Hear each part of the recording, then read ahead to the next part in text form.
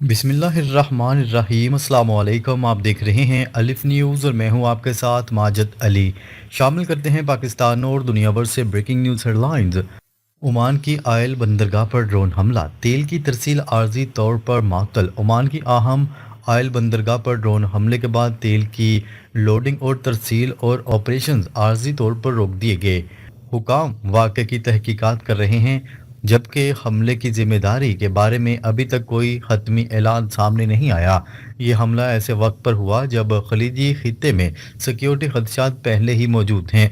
बंदरगाह की सरगर्मियां मुतासर होने से आलमी तवानाई मंडियों में भी तशवीश पैदा हुई है। माहरीन का कहना है कि अगर सूरत हाल तूल पकड़ती है तो तेल की सप्लाई मुतासर हो सकती है। ओमान की हुकूमत ने हिफाजती इकदामात मजीद सख्त कर दिए हैं। वाक़े के बाद खित्ते के कई ममालिक ने भी सूरत हाल पर गहरी नज़र रखना शुरू कर दी है। इस हमले ने मशरक़ वस्ता में सिक्योरिटी के हवाले से नए सवालात खड़े कर दिए हैं। ओमान पर हमले के बाद अमेरिका के दिफाई निज़ाम पर सवालात उठने लगे। ओमान में ड्रोन हमले के बाद ये सवाल शिद्दत से उठाया जा रहा है कि जदीद दिफाई निज़ाम इस हमले को रोकने में क्यों नाकाम रहे।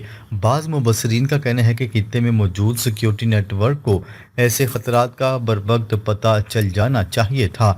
हमले के बाद दफाई सलाहियतों और निगरानी के निज़ाम पर बहस शुरू हो गई है। कई हल्के इस वाक़े को सिक्योरिटी खामियों की अलामत करार दे रहे हैं। माहरीन के मुताबिक असल हक़ाइक़ तहकीकात मुकम्मल होने के बाद ही सामने आएंगे। इस दौरान मुख्तलिफ ममालिक अपनी दफाई हिकमत अमली का भी जायज़ा ले रहे हैं। खलीजी रियासतों के लिए ये वाक़या एक अहम इंतबाह समझा जा रहा है। आने वाले दिनों में इस मामले पर मज़ीद तफसीलात सामने आएंगी। ओमान और ईरान के करीबी ताल्लुकात के तनाज़ुर में हमले ने नई बहस छेड़ दी। ओमान और ईरान के दरमियान हालिया बरसों में बेहतर होते ताल्लुकात के बायस मौजूदा हमला कई सियासी सवालात को जन्म दे रहा है। दोनों ममालिक खित्ते के बाद अहम मामलात में ताउन बढ़ाने की कोशिश कर रहे थे। इसी वजह से बात जियाकार इस हमले के पस मंज़र पर मुख्तलिफ आरा पेश कर रहे हैं। ओमान हमेशा से मुज़ाकरात और सफारती राब्तों का हामी मुल्क रहा है। हमले के बाद दोनों ममालिक के ताल्लुकात और इलाकाई सियासत पर इसके मुमकिना असरात ज़ेर बहस हैं। माहरीन का कहना है कि किसी भी नतीजे पर पहुंचने से पहले मुकम्मल शवाहद का इंतज़ार ज़रूरी है। इस वाक़े ने खलीजी खित्ते की सियासी हरकत को एक बार फिर आलमी तवज्जो का मरकज़ बना दिया है। आने वाले दिनों में सफारती सरगर्मी में इजाफा मुतवक्किल है। तेल की कीमतों में इजाफा, आलमी मंडी नई बेचैनी का शिकार। ओमान में होने वाले हमले के बाद आलमी तवानाई मंडियों में गैर यकीनी सूरत हाल पैदा हो गई।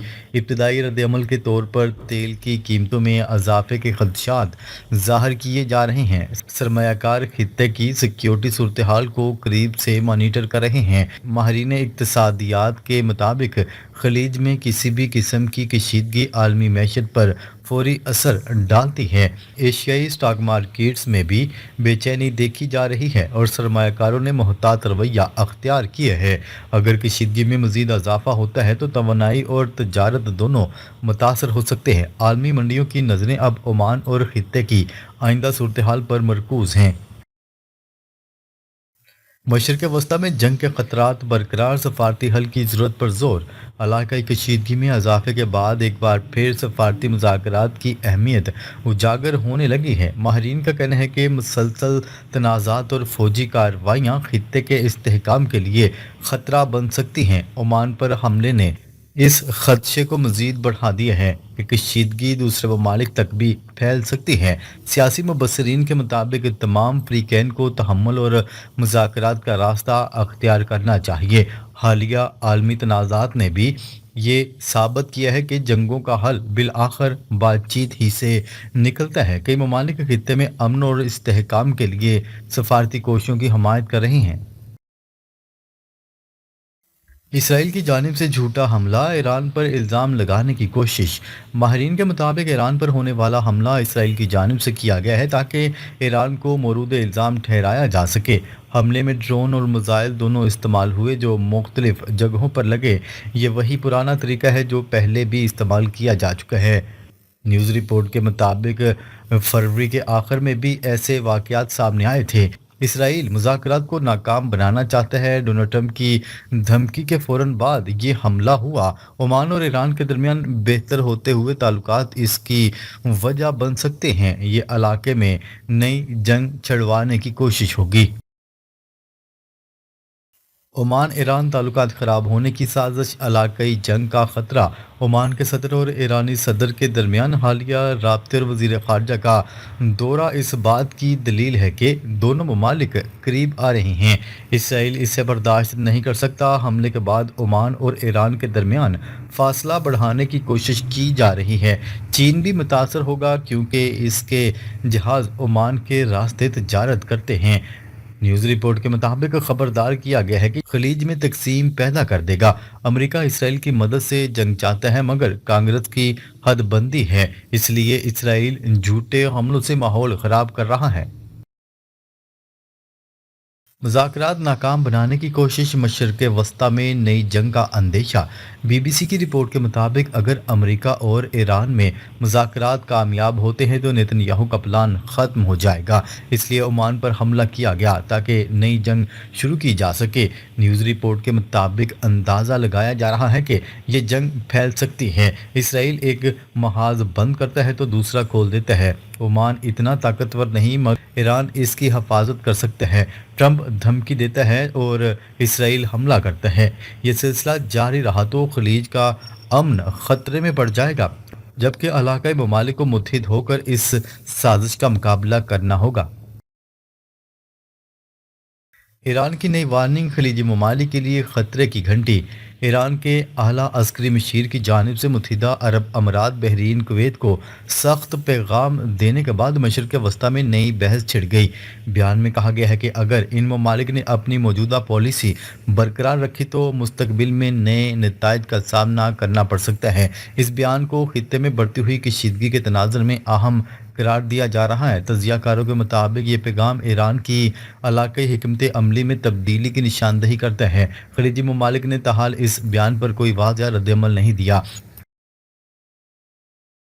سعودی عرب اور قطر کی پالیسی کو ایران کی حمایت حاصل، خطے میں نئے اتحاد کے اشارے۔ ایران کی جانب سے سعودی عرب اور قطر کے موقف کو مثبت قرار دیے جانے کے بعد خطے میں نئے سفارتی اتحاد کی بحث زور پکڑ گئی ہے۔ ایرانی قیادت کے قریبی حلقوں نے دونوں ممالک کی پالیسی کو درست سمت قرار دیا ہے۔ مبصرین کے مطابق یہ بیان اس بات کا اشارہ ہے کہ بعض خلیجی ممالک تنازعات سے دور رہنے کی حکمت عملی اختیار کر رہے ہیں۔ حالیہ کشیدگی کے دوران سعودی عرب اور قطر نے نسبتاً محتاط رویہ اپنایا ہے۔ ماہرین کا کہنا ہے کہ یہ پالیسی خطے میں کشیدگی کم کرنے میں مددگار ثابت ہو سکتی ہے۔ سیاسی تجزیہ کار نئے علاقائی توازن کے امکانات پر بھی غور کر رہے ہیں۔ آنے والے مہینوں میں سفارتی سرگرمیوں میں مزید اضافہ متوقع ہے۔ یہ صورتحال مشرق وسطیٰ کی سیاست میں اہم تبدیلیوں کا پیش خیمہ بن سکتی ہے۔ پاکستان کا سفارتی کردار زیر بحث، علاقائی استحکام میں اہم پیش رفت۔ مشرق وسطیٰ کی حالیہ صورتحال میں پاکستان کے سفارتی کردار پر مختلف حلقوں میں گفتگو جاری ہے۔ بعض تجزیہ کاروں کے مطابق پاکستان نے علاقائی کشیدگی کم کرنے کے لیے پس پردہ سفارتی رابطوں میں اہم کردار ادا کیا۔ پاکستان مسلسل اس موقف کی حمایت کرتا آ رہا ہے کہ مسلم ممالک کو باہمی تنازعات سے گریز کرنا چاہیے۔ ماہرین کے مطابق علاقائی استحکام کے لیے مذاکرات اور سفارتکاری ہی مؤثر راستہ ہے۔ پاکستان کے سعودی عرب، قطر اور دیگر ممالک کے ساتھ قریبی تعلقات اسے ایک اہم سفارتی پوزیشن فراہم کرتے ہیں۔ سیاسی مبصرین اس کردار کو مستقبل میں بھی اہم قرار دے رہے ہیں۔ خطے میں امن کے قیام کے لیے مختلف ممالک کے درمیان رابطے جاری ہیں۔ موجودہ حالات میں سفارتی کوششوں کی اہمیت مزید بڑھ گئی ہے۔ امریکی طیارہ بردار جہاز کی تباہی کی ویڈیو لیک، بحریہ میں بغاوت۔ امریکی بحریہ کے اہلکاروں نے طیارہ بردار جہاز پر ایرانی حملے کی تباہ کن ویڈیو جاری کر دی۔ اس میں بتایا گیا ہے کہ پورا بیڑا شدید آگ کی لپیٹ میں آ گیا تھا اور جہاز ڈوبنے والا تھا۔ اہلکاروں نے انکشاف کیا کہ بہت سے لوگ زخمی ہوئے اور موت سامنے نظر آ رہی تھی۔ یہ ویڈیو امریکی حکومت کے بیان کے بالکل برعکس ہے، جس میں صرف ہلکی آگ کا ذکر کیا گیا تھا۔ تجزیہ کاروں کا کہنا ہے کہ یہ اندرونی بغاوت ہے۔ بحریہ کے لوگ جنگ نہیں چاہتے اور ٹرمپ کی پالیسیوں کی مخالفت کرتے آ رہے ہیں۔ یہ ویڈیو جنگ جاری رکھنے کے خلاف وارننگ ہے۔